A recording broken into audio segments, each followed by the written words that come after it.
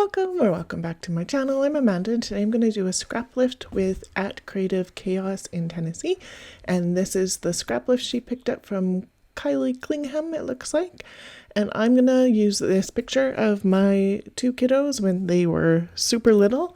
And the oldest there has her reindeer ears on, and she wanted to be Rudolph, so she made herself a red nose. So that's what this page is going to be about. We're at Heritage Park, which was a holiday tradition that we used to do all the time when the girls were smaller. They're not so small anymore, so not as much of that. You can see that I use the peeled paint and bundled sage to do packaging technique because Kylie had some packaging ink splatter kind of thing sneaking out behind her stripped layout.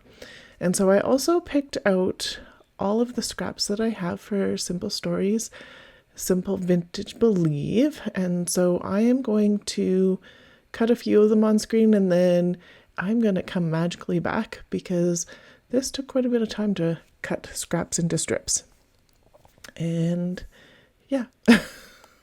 So most of them I cut about a half an inch.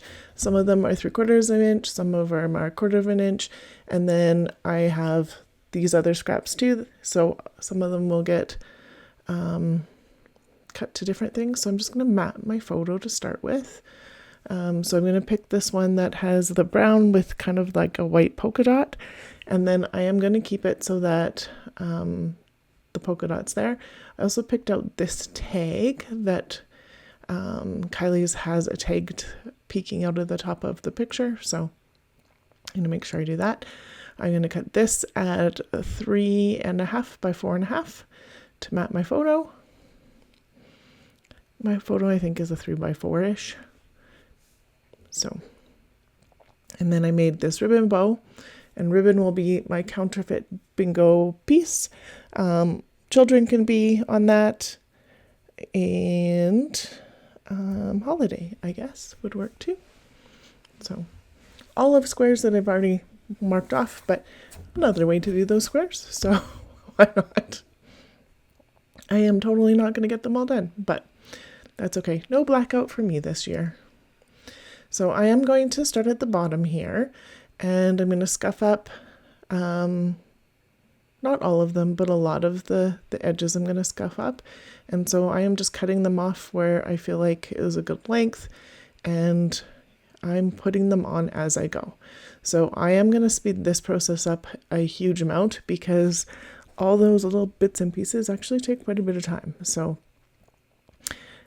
and yeah, so I'm trying to balance out the green, the print paper that I have, some of the holly that I'm going to sneak in, and the red, so that there's not too many reds right in a row. I don't think there's any greens in a row because I just have most of that green plaid, but I wanted to balance the reds that are lighter and darker because there's that gingham piece that's a little bit lighter, and then there's the plaid piece that's definitely darker. So, and then putting my photo up on foam, as you can see,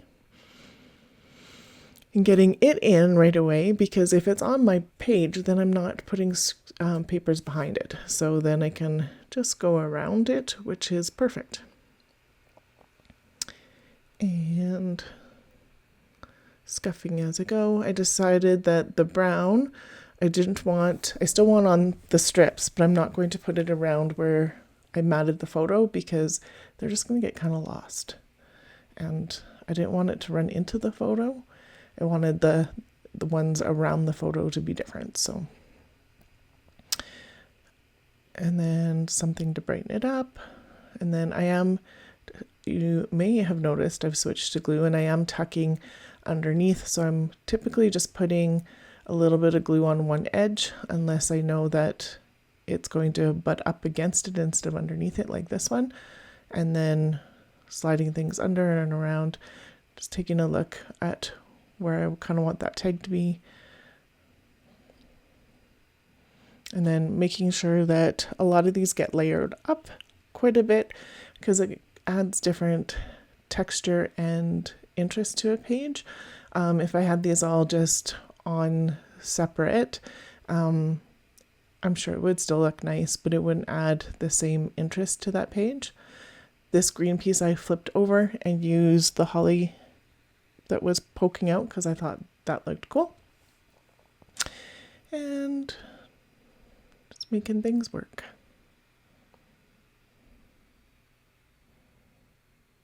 This is a wonderful way to use up scraps. So all of the papers that I chose from the Simple Vintage Believe were all scraps. So some of them you can see are border strips. Some of them are not border strips, branding strips. Some of them are just papers that I literally had just like that little bit with when I started. Some of them were like still 12 by 12 long, but like maybe I only had 4 inches left of it. So this works great.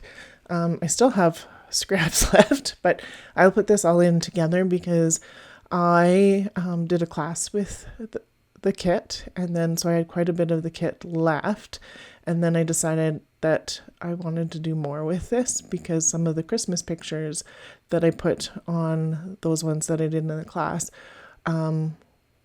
would need companion pages for. And so to keep it a little bit consistent, I bought some more of it so that I can play. So it's just going to go into it's actually into one of the Studio Calico bags that they used to have their scrapbooking kits come in that they don't have anymore.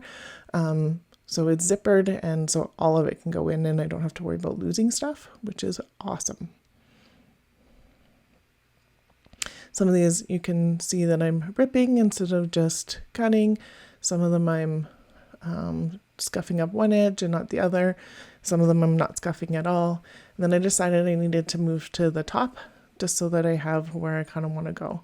And so I am going to use the other side of this green paper that has poinsettia showing, and red and brown.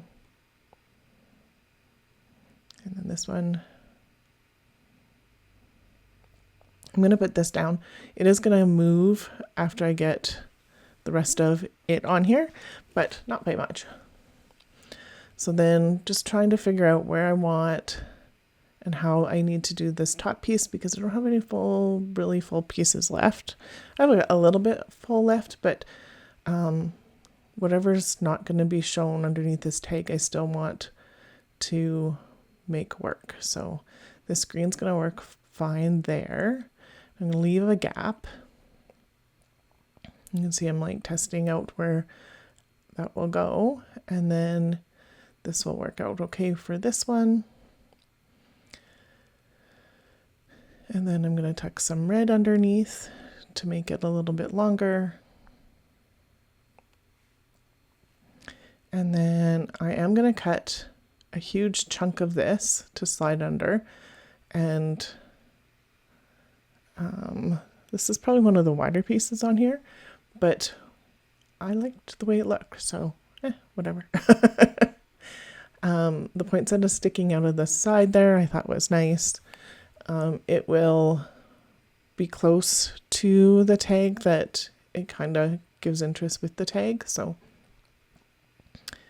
And then just looking at, I do want some more brown here.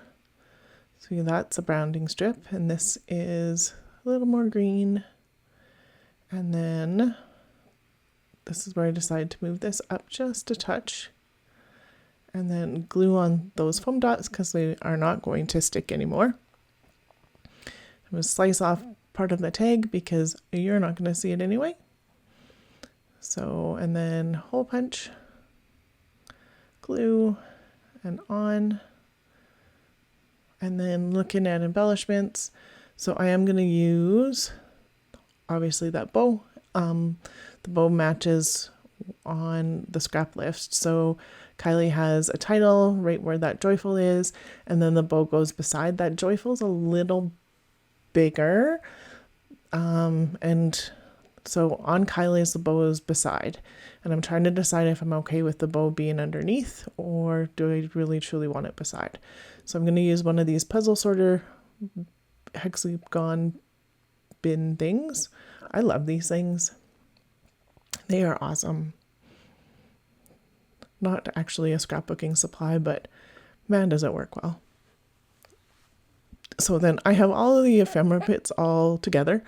So I have like the page pieces, I have the ephemera, like the actual bits and pieces one. And I dumped them all together because yeah, whatever. So I still have the packaging for them, but they're in that little zipper bag too.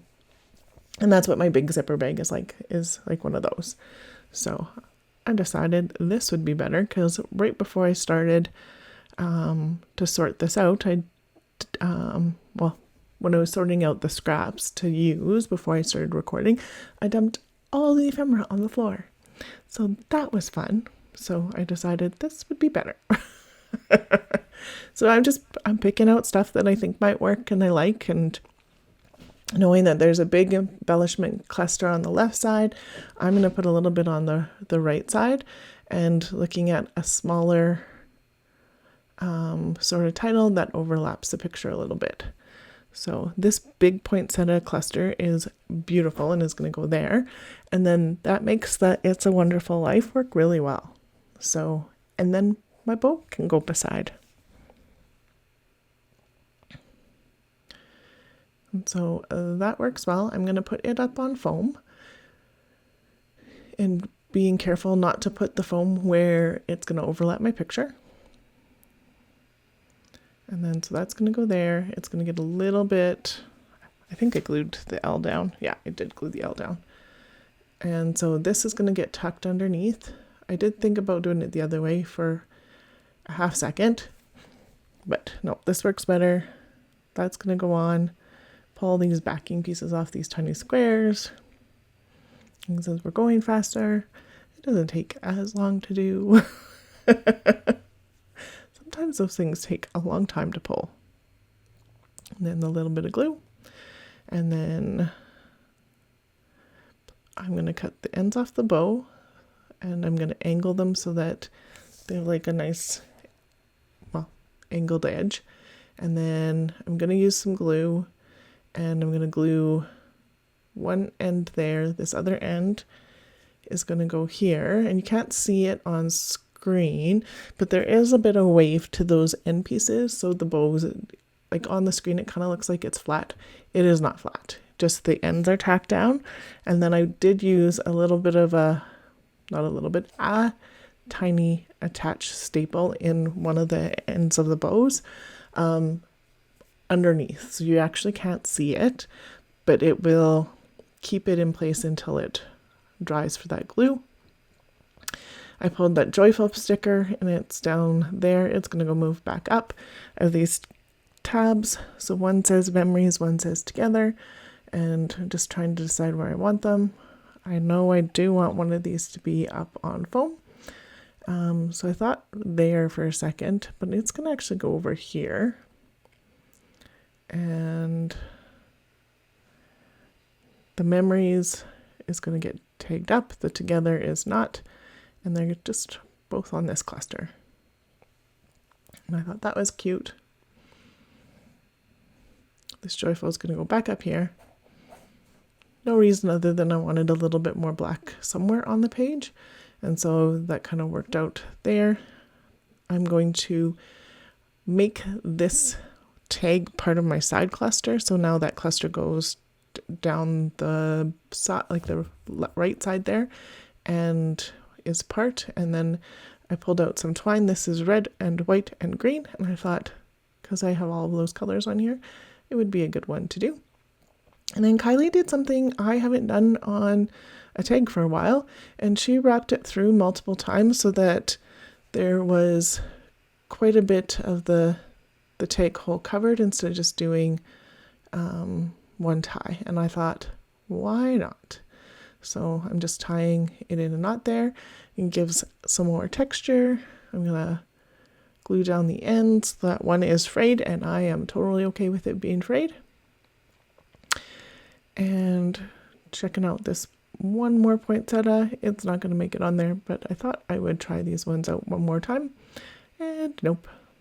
And then just a little bit of journaling. And so I just wrote on, you wanted a red nose to go to Heritage Park, so you made one. And then two little hearts beside. And that is it for this layout today. I will have close-ups, will be right away here. There is going to be a layout posted tomorrow that will be a companion page for us at Heritage Park with the kiddos in the petting zoo. And that will be fun, and using the same simple vintage believe. And I think it'll be my last layout for 2025. So here are the close-ups.